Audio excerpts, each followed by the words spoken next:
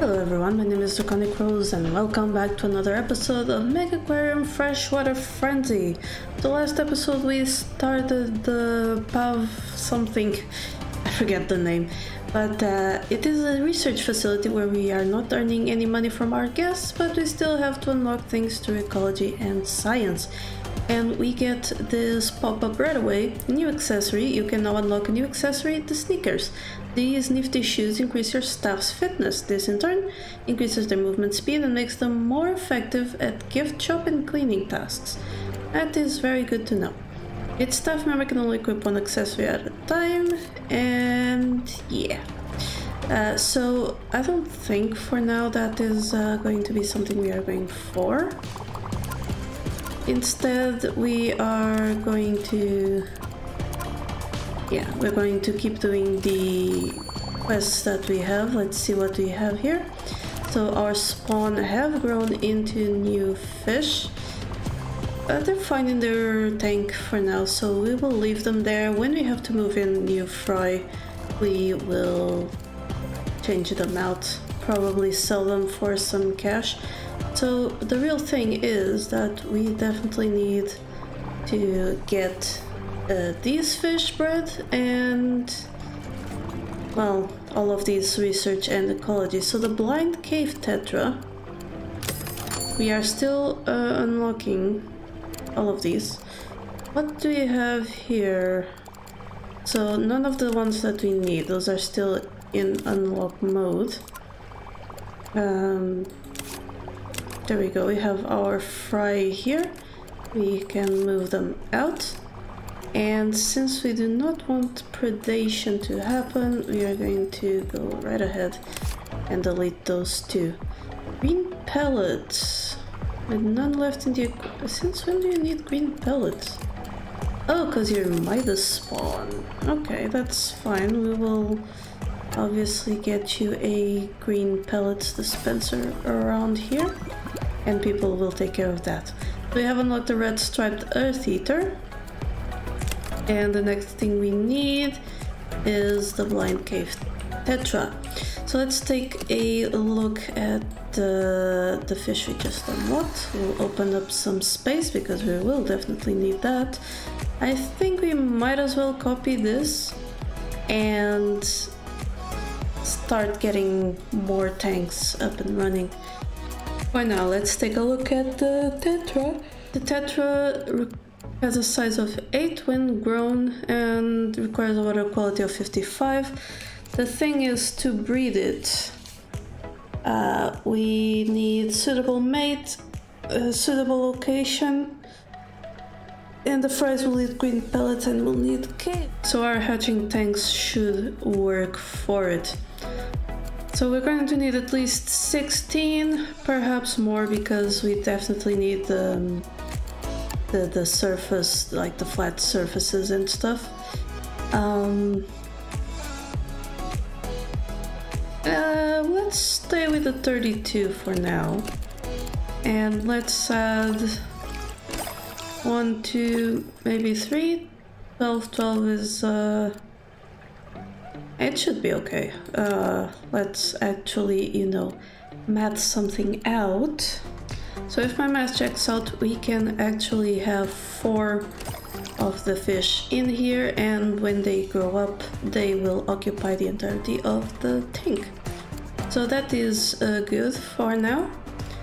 We are going to need a flat surface for them to breed on. So let's get a few of those going. There we go.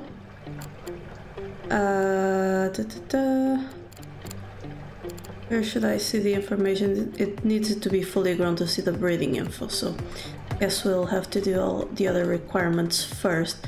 So we need at least 4 of the bogwood pieces, so also not a problem. 1, 2, 3, and 4. And oh, they actually need 2 of cave. What do we have that is cavey? A driftwood cave, that's a 3 for a 2 wide. 2 wide is something we can do. And you might be able to hear my cat in the background. She must come and go, as cats do. Oh yeah, it's not gonna be able to put in there because of the flat surface. We're gonna have to remove one of the flat surfaces and move the bogwood over to the corners. And now we should be able to have... Oh, they need 8 cave. Oh dear. So perhaps this tank is a little small for them. Let's try that again. Let's put in the cave first. The rocky overhang. And then the bogwood pieces. Oh. Yeah, we have no room for the flat surface because it takes 2 tiles instead of 1. Well, that is an ideal now, isn't it? I wish there was like a smaller flat surface.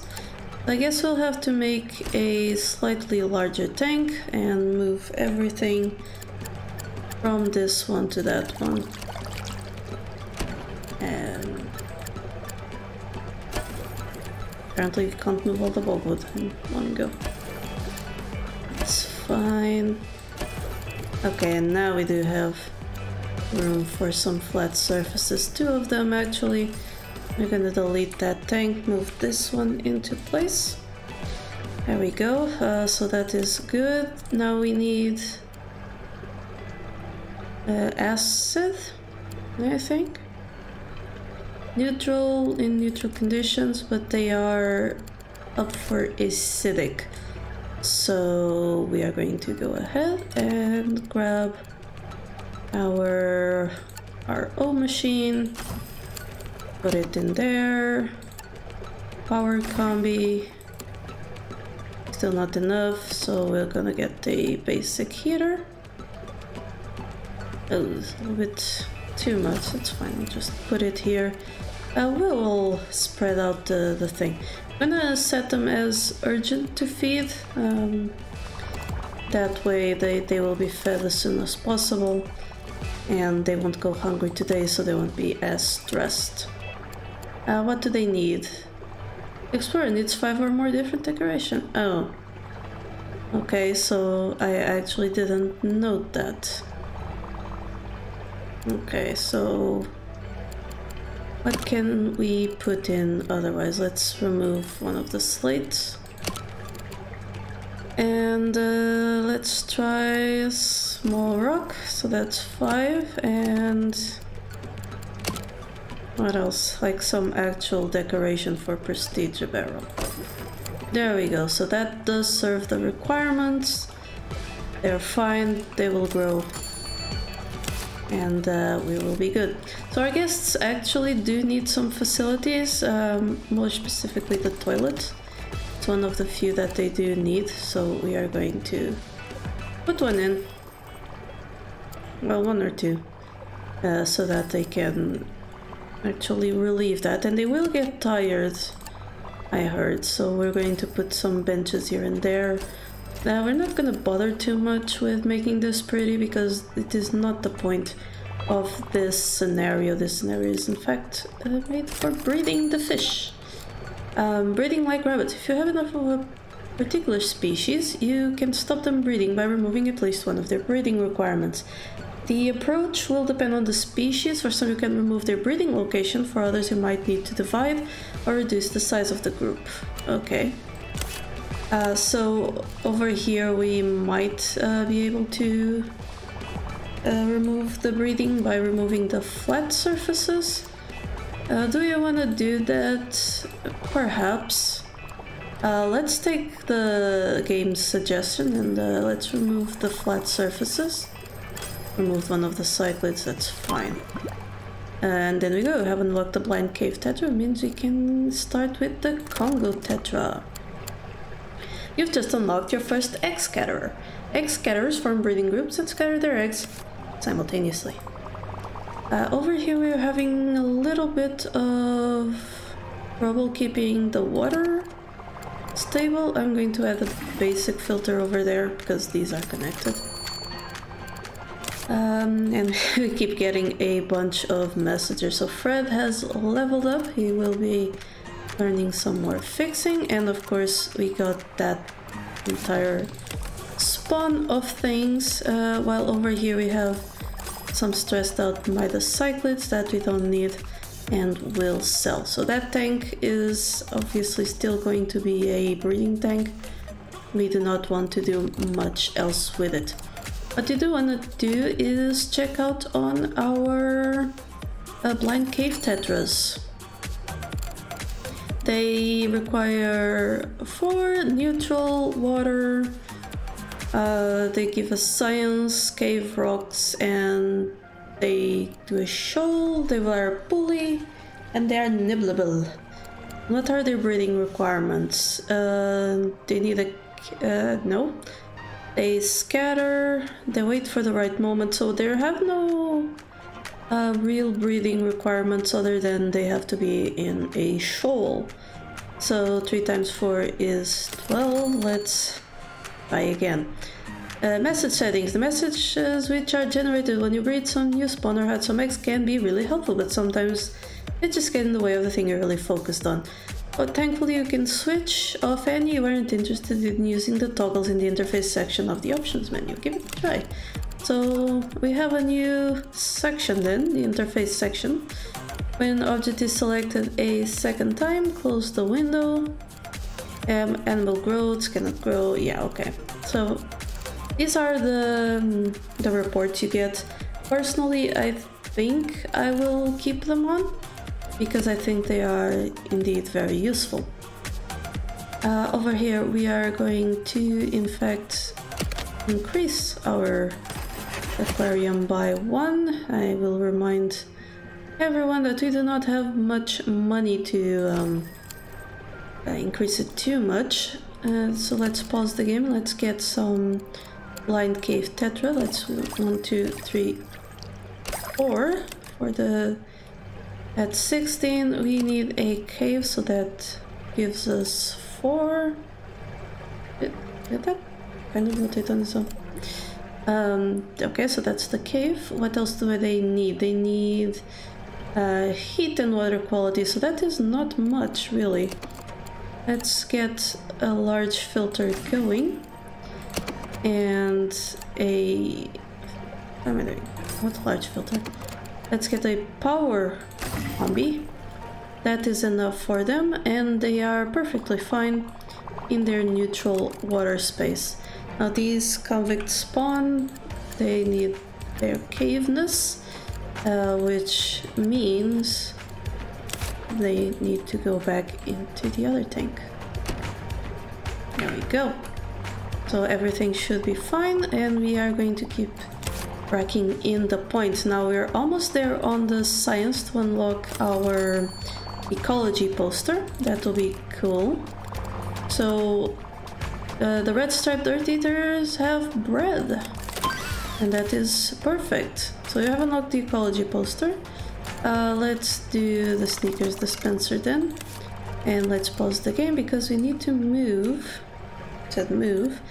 this into this tank, and it should be fine. They should have everything they need. Yes, they do. Why do I keep doing that? I wish there was a shortcut to close all windows. It would be very useful. But we have the Congo Tetra now, and we need to unlock the Cardinal Tetra. So that should be fast, but we do need the ecology, so let's grab a ecology poster, and we are going to want to put them in places, I suppose, so that guests can see what we're on about. That poster should ensure a steady stream of ecology. Remember to maximize the number of different species in the tank attached to the poster to maximize its point income. In normal games where prestige is not disabled, the posters will earn us some prestige as well. So yeah, for that one it is pretty good because it does have a few different species. We will leave it there. It's probably going to speed up our ecology gain a lot. So let's take a look at our messages. So Caleb has leveled up, that's fine.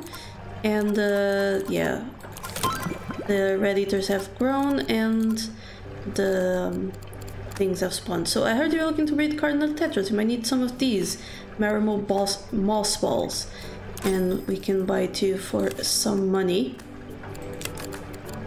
Oh dear. Oh, that looks cute. It's like a little koi thing.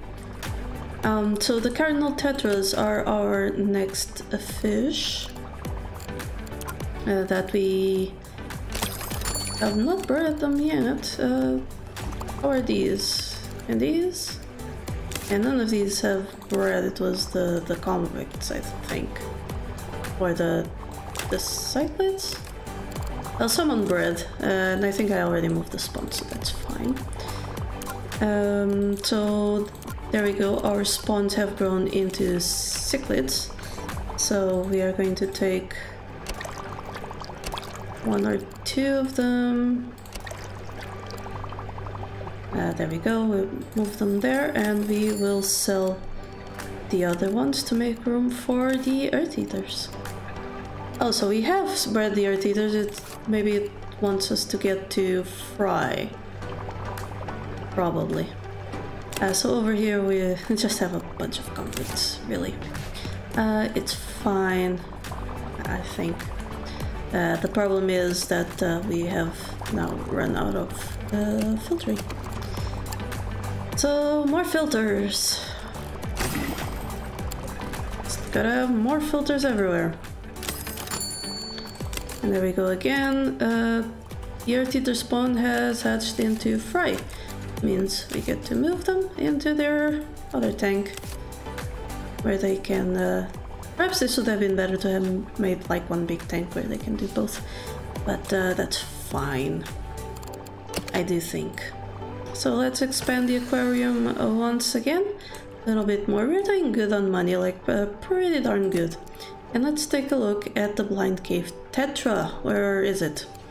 It's a normal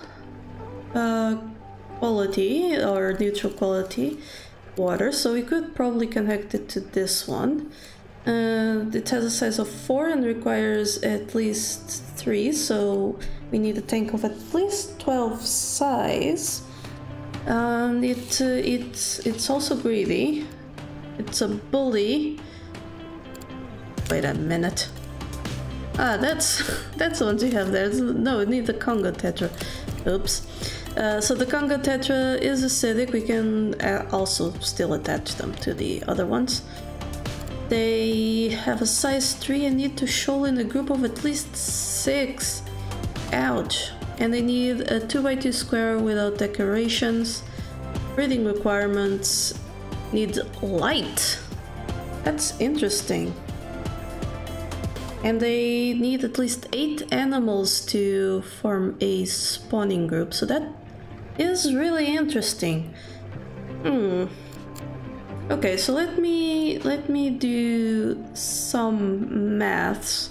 So 3 times 8 is 24?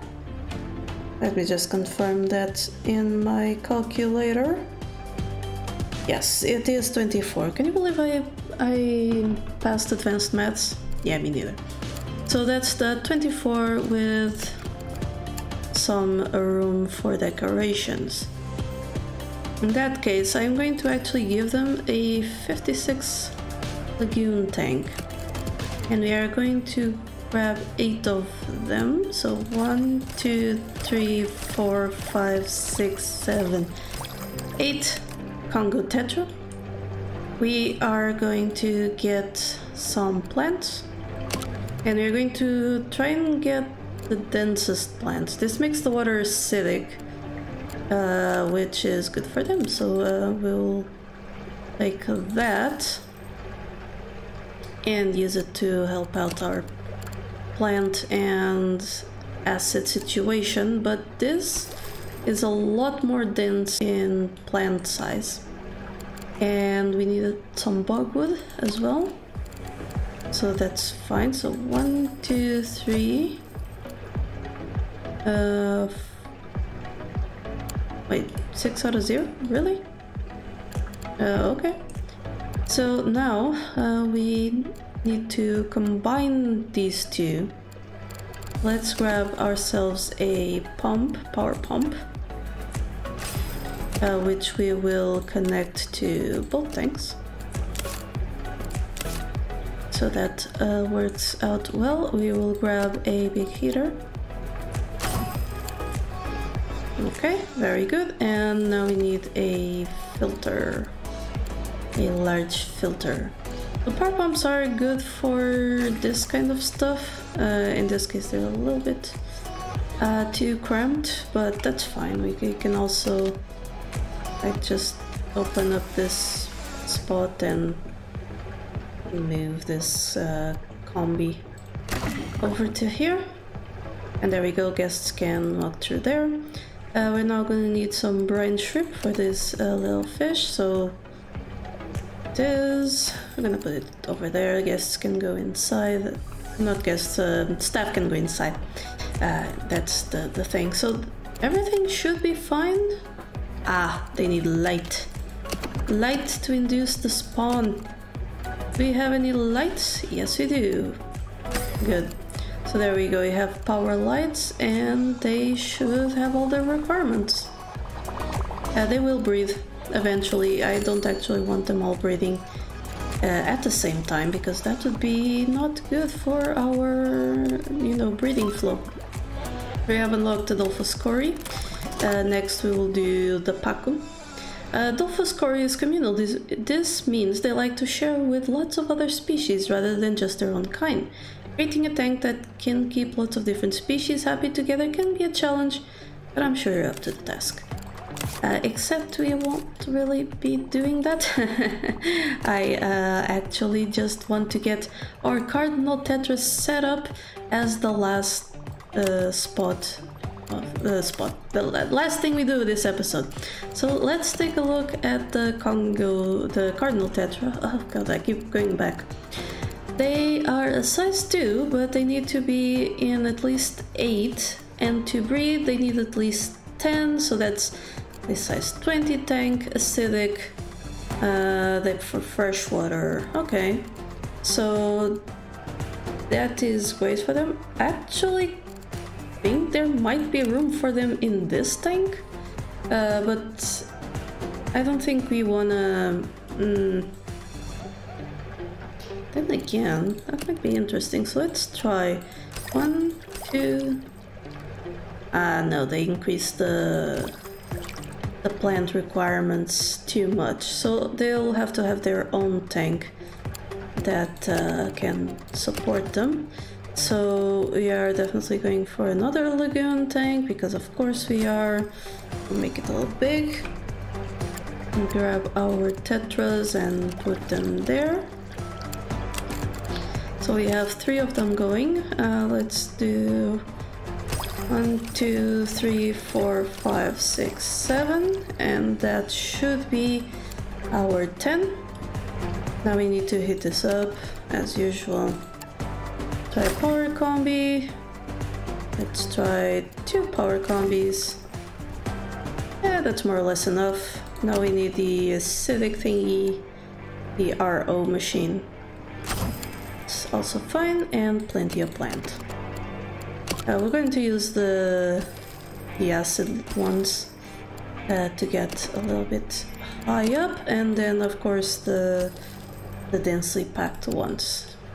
So that is good, that is their requirements, and with it, all the time we have for today. Let's just wait for the day to roll over and see what we get in times of messages. Nothing. So that is it for today's episode. I hope you enjoyed it and that you'll be joining me for the next one. If you did, please click the like button, subscribe for more Megaquarium, and until next time, remember that here, there be dragons. Thank you so much to my patrons for making this channel possible. Click the Patreon logo to become one of these fine folk, and if you enjoyed the video, here are some more YouTube things you would like. Don't forget to like this video and subscribe. Have a lovely day, and I'll see you next time.